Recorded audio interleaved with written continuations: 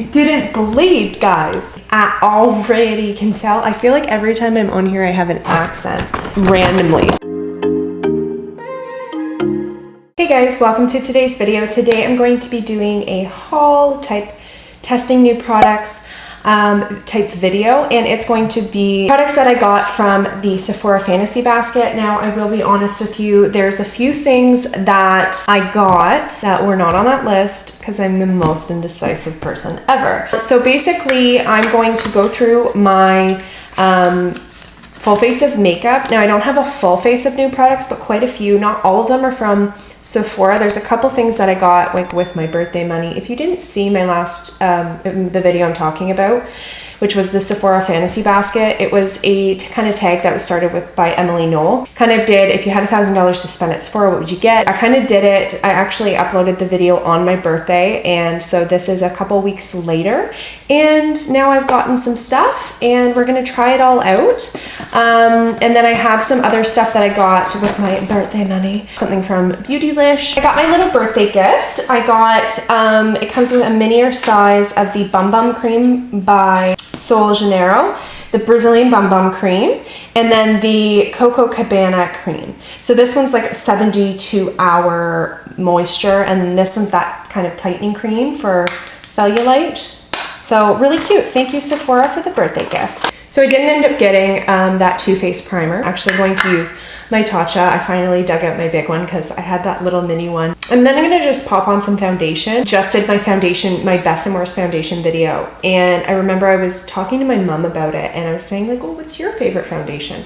And this is one of her favorite foundations. And I was embarrassed to say I had not tried this. So I borrowed it from her before purchasing it. And so I'm actually gonna be trying, it's the MAC Pro Longwear Nourishing Waterproof Foundation. Yeah, I can't believe I haven't tried this because I love MAC, like love MAC, everything MAC. Not everything, but like I really love MAC as a brand. It's one of my favorites, and it's just such a, you know, well-rounded brand. So far this foundation is actually looking really nice. It looks kind of like really healthy and like a really natural finish, but decent coverage. Like I wouldn't say like crazy full coverage, I'd say like medium.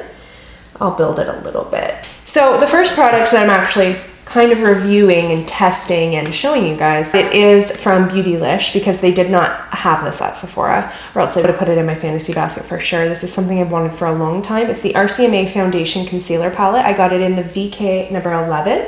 So many different shades. You can use them as foundation, concealer, and then I'm actually going to use them today for cream contour and concealer. So I'm going to go ahead and do that. I'm actually going to use my Morphe G2. It's kind of like a really small domed brush. It is the coolest shade. So we'll go with this one. I think it is, if I'm correct, S1. It's this one right here.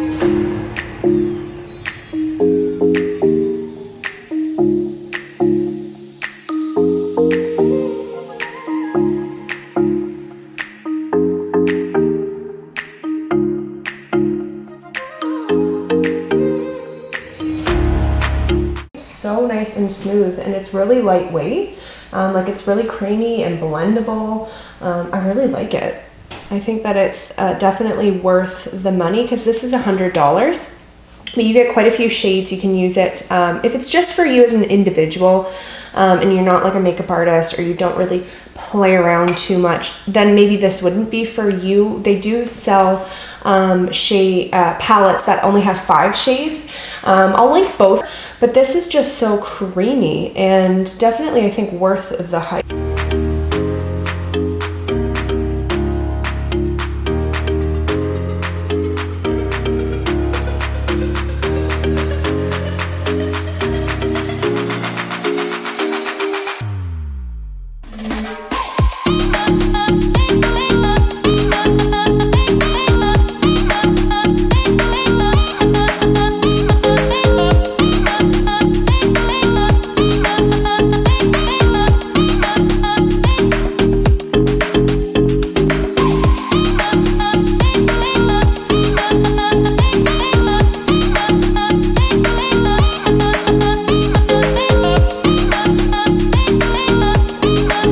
But I don't feel like it has the most coverage in terms of concealer. Like when I'm looking for concealer, I'm looking for like crazy coverage, just because I do have quite bad, you know, I have a lot of darkness in there. So I'm just gonna add like the tiniest bit of Shape Tape right here. I would be interested in trying this as a foundation as well, because it does say it's foundation and concealer. So maybe it would be better as just a more, you know, medium coverage foundation. Then you can add concealer to the areas you need it. Now I'm going to set my face with my Laura Mercier. I got some Laura Mercier, and that's one of the things I did get off of my list because I needed it. I like needed it.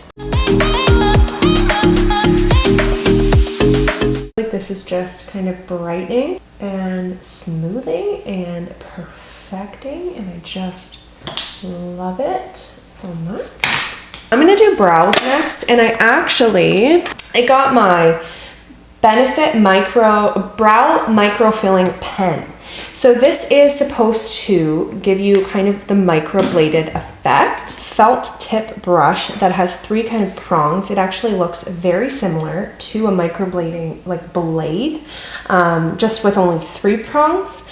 I do actually microblading myself. I am an esthetician, and that's one of the services I offer. So this has definitely intrigued me, and it is very natural looking and very much like microblading strokes. So this is cool. You know, if you're really light-handed, you get these beautiful, soft, feathery strokes, and they look really like hairs.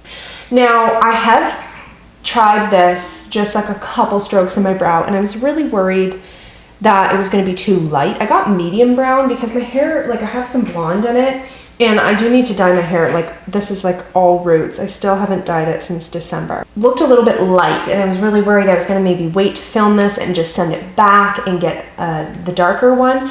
But I really think when you're going for the natural look, this is perfect because I don't want it to look too dark.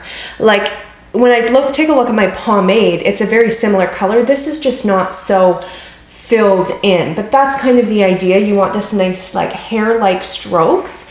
So let's just try this out and see. I'm going to do a wear test today as well.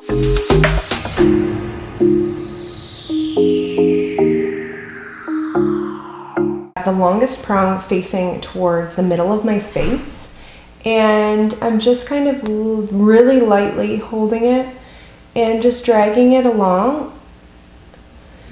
And it's actually creating quite natural hair-like strokes.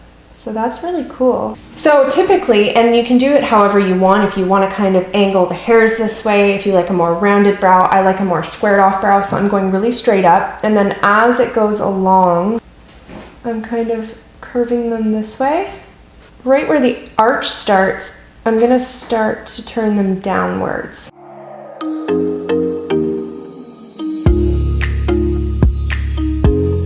And actually, something that I've kind of, when I played around at with the first time, if you want to maybe just create one stroke, like let's say you want to kind of do a more controlled, you can actually turn it flat, do a more detailed work here and more control. So it's really cool.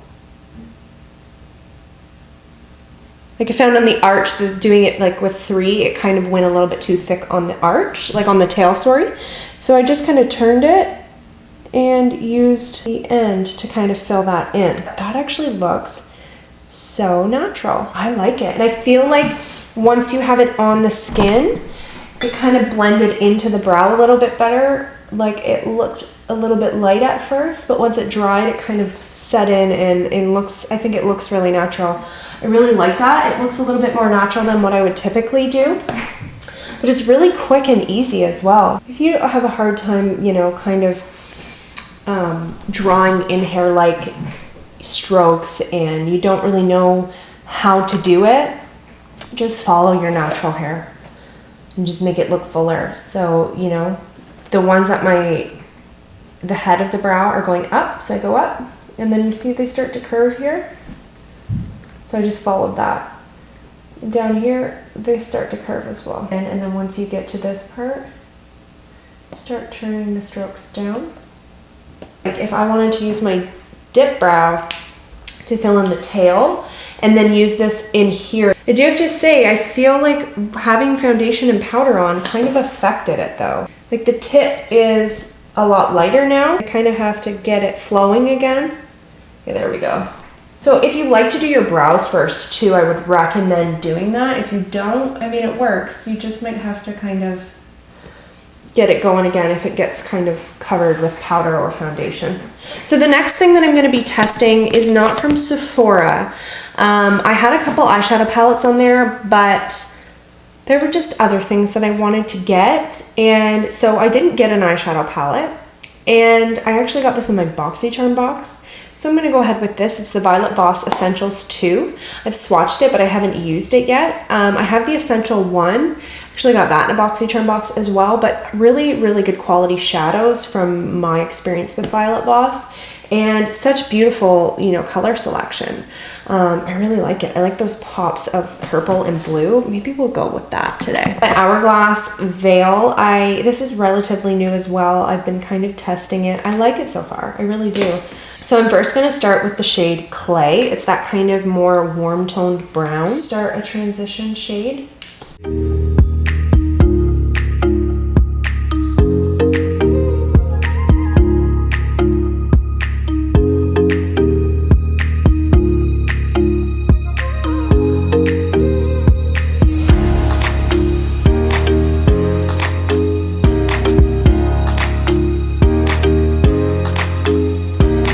Now I'm going to take Blue Violet. Now it's a metallic, but I'm actually going to take a Morphe E17. It's the darker purple. I'm just going to place it in my crease, but on the lower half.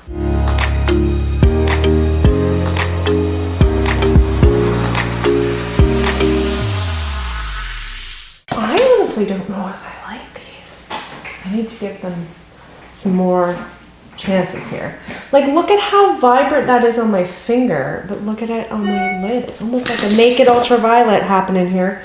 Let's press it onto the outer lid. Yeah, so you get a little bit more vibrancy there. I just feel like I'm having to really work for it to have a beautiful seamless blend, which I don't typically have to work that hard. I'm just gonna kind of bring it in the lid as well a bit. Let's blend this out a little bit. I don't like this so far. I don't know. I think I liked the Essentials 1 palette better. I liked this color scheme a lot better than the Essentials 1. I wasn't as big of a fan of the color scheme of that palette, but this one I'm having a little bit more trouble with. Let's hope this Wild Orchid can save our day. Like, look at that. That's like, boom, on my finger. But then once you like get it on, it's not very boom anymore. Let's brighten this up a little bit. Oh, that's nice. Oh, this just saved the day. That is definitely a lot brighter. Duochrome-y. Like, it has like almost a bluish hue to it with like a duochrome effect. I really like that. I do feel like that kind of made this look a lot more vibrant, and I like that. I'm going to just add a little bit of this Blue Sky into the crease to darken it a bit and just see how that goes. Yeah, that kind of added some more depth there, which is good. It's all right. I really like this Wild Orchid shade. Like, I really, really, really like it. It's actually okay. I feel like as I continue to blend, it's looking better. That blue kind of deepened things up a bit and gave it a little bit more depth, which I do like. I think that's actually okay. I do love that purple, and I think it just added so much, like I said, vibrancy to it.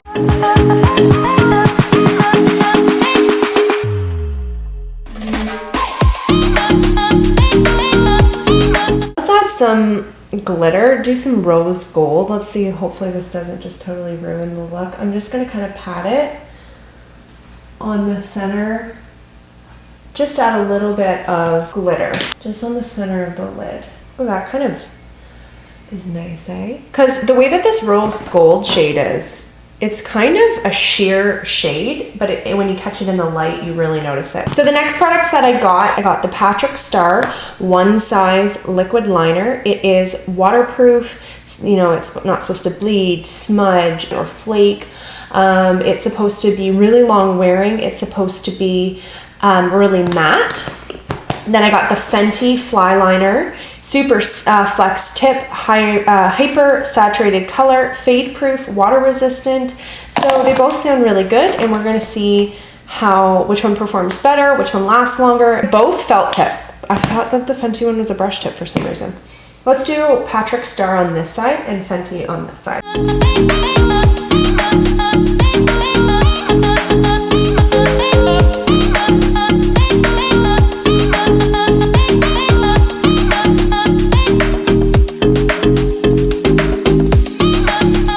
Patrick Star one is really nice. I feel like it was very easy. It glides really easily. It's super pigmented, so you don't need to keep going over, like it just glides on really easily. I feel like I was able to create a really nice wing, and I think that it really is, yeah, I really like it.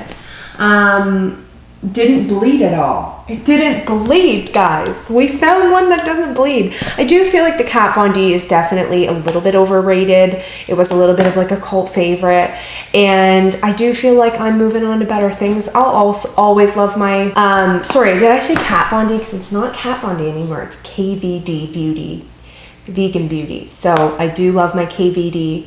I always will. Definitely precise. This I already can tell. I feel like every time I'm on here I have an accent randomly and start to develop accents. I'm just gonna quickly show you a comparison. So this is my Clinique Pretty Easy.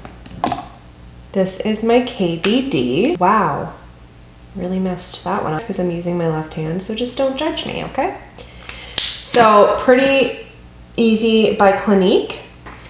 KVD tattoo liner, and then I'll show you the Patrick Star. Whoa, I just like, it's super saturated, so you don't need to press down hard, but look at how much darker and more rich that is. Now we're gonna let it dry down because it's definitely, I think, a much more matte formula compared to both of the ones that I just swatched. Yeah, you can already tell. So let's do the Fenty Fly Liner on this eye, and then we will compare the two new ones.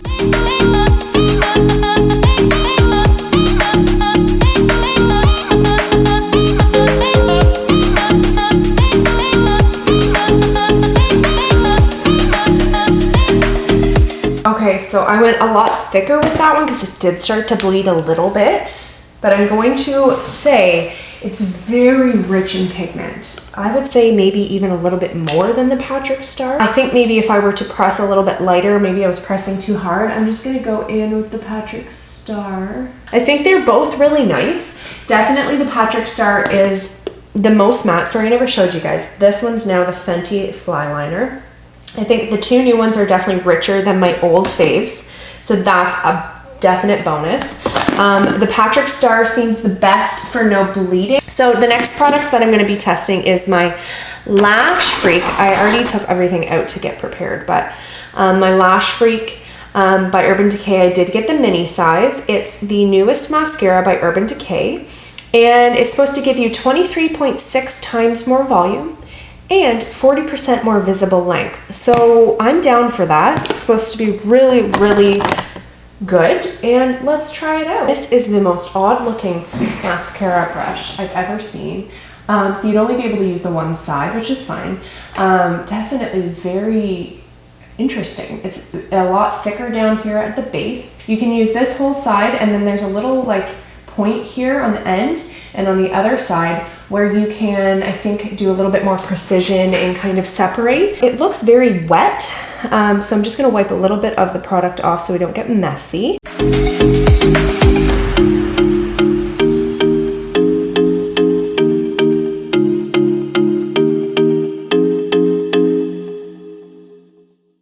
Okay, I have some mixed emotions about this mascara. I haven't done the bottom lashes yet, but a little bit clumpy, a little bit messy, but really nice. Definitely lots of volume, definitely good length. It really made my lashes look good, but it's pretty wet, and you get a lot of product on this brush.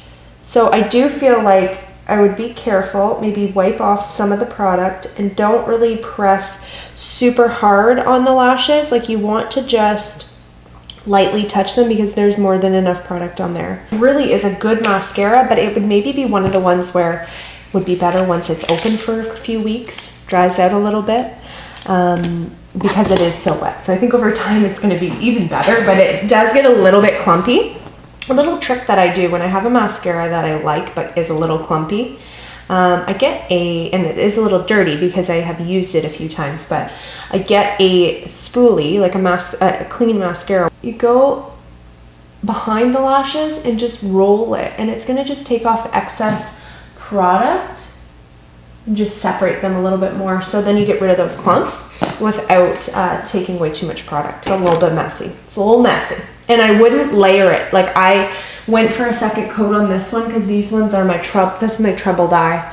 I feel like everybody has a troubled eye where mascara doesn't always look as good. You might have to go and add a little more to that eye, but it got a little bit clumpier. So, I mean, you don't really need 2 layers, but it's a little bit of one you have to like work with. But I feel like if you can figure it out, it is good. Definitely more length and volume. I like the results, but I wish that it wasn't so messy. The next product I got from Sephora, which actually wasn't even on my $1,000 list. I honestly didn't even know these were new until I looked a little bit further and just was like triple checking before I purchased what I want to purchase. And I actually got one of the Buxom Staycation Vibes Primer Infused Bronzer. It's a sweat and humidity resistant bronzer that is primer infused, so it's really creamy. Like, look at how like radiant that looks, but it's still matte, no shimmer. This is the packaging, and it's a clear packaging, but it actually is really sturdy and thick, so it doesn't feel cheap. I'm usually opposed to clear plastic packaging, but I really like this. It looks very like clean and fresh, and I like the little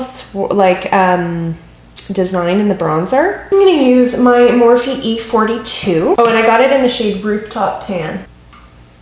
It's pretty pigmented. It kicks up quite a bit. And I'm kind of just patting and blending along the edges of my face, bringing it into the cheeks a little bit to add some color. Oh, I forgot how much I missed my Laura Mercier powder. Really nice. And actually, in my Sephora package, because I had 500 points, I got, where did it go? This little Bare Minerals Beautiful Clean. It's a 5-piece clean makeup set.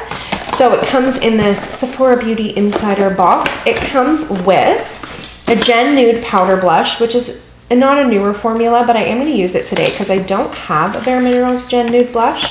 I got it in the shade Call Me Blush, so we're going to use that today. It's supposed to be a natural looking flush of buildable color, blurring mineral-based pearls, and flatters all skin. Oh, and it also came with the Bare Minerals, what's it called? Mini Mineralist Hydra-Smoothing Lipstick in the shade Honesty, which is like a mauvey pink. And it's supposed to be really smoothing. It's supposed to have a lot of really good ingredients and to help nourish and hydrate the lips and make them very smooth, kind of blur the lines or texture in the lips. So let's do blush. It gives such a beautiful flush in the skin. I had never tried any of the Bare Minerals. I kind of strayed from Bare Minerals there for a while. And it is such a stunning brand. Has really clean products, really great quality products too. I think that gave a beautiful flush. I'm going to take a little bit of my Laura Mercier powder, and I'm just going to kind of blend the edges of everything. Especially for blush, I find it makes a big difference to help blend the edges of the blush so there's no like beginning and start end. It's just kind of soft and subtle and natural. Really like how this look has come along, especially considering I wasn't the biggest fan of this eye look. I think it's come along pretty well. I'm just going to use my highlight from my Sephora Trio because I did not get a new highlight. And I'm actually going to use this shade as well to highlight my inner corner and my brow bone. Let's go on with the Bare Minerals lipstick. Wow, really good pigmentation.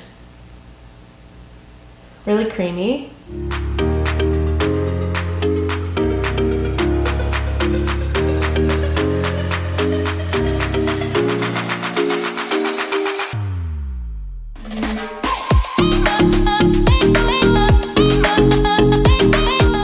I love this this lipstick. I think it's very smoothing. Like my lips look so smooth right now. It was really easy to apply. Like it wasn't like I had to build the color. It just looks really good. I'm gonna apply some of my Lust Gloss in Pale Fire Nectar from Pat McGrath. I didn't get the Opulence trio just because I do have this trio and it is really nice.